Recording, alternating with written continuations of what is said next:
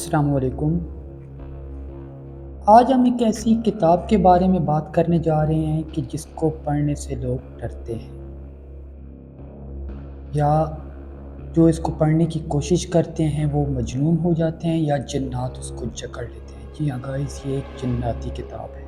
یہ ایک متنازعہ اور پراسرار کتاب ہے اور اس کا نام شمس المعارف الکبریٰ ہے۔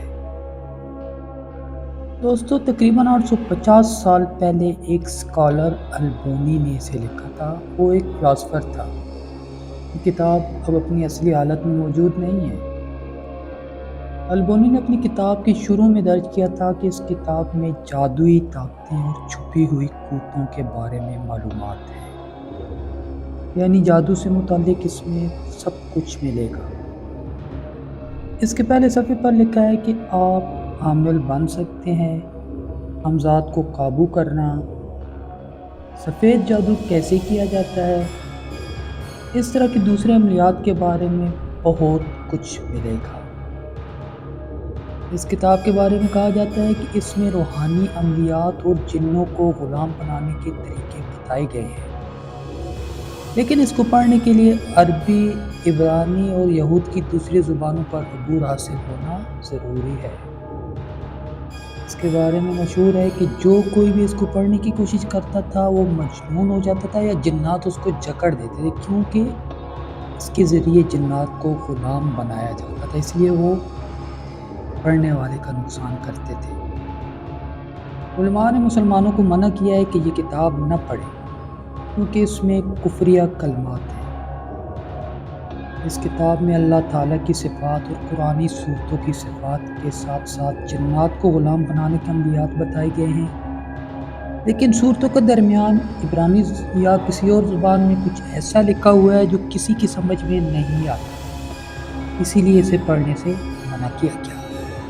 6ویں صدی ہجری کے آخر میں ایک تاجر نے اسے خریدا تھا اور اس نے بھاری قیمت ادا کی تھی، لیکن وہ اس کو نہ پڑھ سکا۔ اس کا کہنا تھا کہ میں جب بھی اس کتاب کو کھولتا، پڑھنا شروع کرتا تو ایک کالا اور نہایت ہی خوفناک قبلہ سامنے آ جاتا اور اس کی نحوست اتنی ہوتی کہ میں بے ہوش ہو جاتا۔ اس نے کئی بار یہ کوشش کی لیکن ناکام رہا۔ آخرکار اس نے یہ کتاب ایک عالم دین کے حوالے کر دی۔ اس کے بارے میں روایات ملتی ہیں کہ اس کی حفاظت شیاطین کرتے ہیں، کیونکہ اس کے اندر جنات کو غلام بنانے والے عمل موجود تھے۔ یہ کتاب بہت عرصہ پراسرار طور پر غائب رہی، لیکن دوبارہ جب منظر عام پر آئی تو اس میں بہت سی تبدیلیاں کر دی گئی تھی۔ دوستو، یمن کے رہنے والے ایک روحانی عالم علی بن ابراہیم نے، جو کہ ایک روحانی عامل بھی تھے، اس کتاب کا مطالعہ کیا۔ انہوں نے بتایا کہ اس کا مصنف یہود کا شکار کیا ہوا تھا۔ انہوں نے یہ بھی بتایا کہ سورہ جن جو عموماً 2 یا 3 صفحات پر مشتمل ہوتی ہے، لیکن اس کتاب میں 13 صفحات پر مشتمل ہے، اور اس کی وجہ یہ ہے کہ اس میں جا بجا عبرانی زبان میں شیطانی اور جادوئی بول لکھے گئے ہیں۔ اس کتاب کے علوم کو کالے علوم قرار دیا گیا ہے۔ اس کتاب کو آج تک کوئی نہیں پڑھ سکا سوائے ایک شخص کے۔ اس شخص کا نام السائی تھا اور وہ عدن کا رہنے والا تھا۔ اس نے کسی طرح جنات کو چکمہ دیا اور کتاب پڑھ لی، لیکن وہ بھی جب آخری مراحل میں تھا اور ایک عمل کے دوران قبرستان سے گزر رہا تھا تو ایک قبر میں گر گیا۔ بس یہی وہ ٹائم تھا جب جنات نے اس کے اوپر دھاوا بول دیا اور اس کی وہ حالت کی کہ وہ مجنون ہو گیا۔ تقریباً 10 سال تک مجنون رہا، پھر ٹھیک ہوا اور توبہ طائب ہو کر امن کی زندگی گزارنی شروع کر دی۔ لیکن دوستو، یہ ساری باتیں قرآنی جو اصل کتاب تھی اس کے بارے میں بتائی جا رہی ہے۔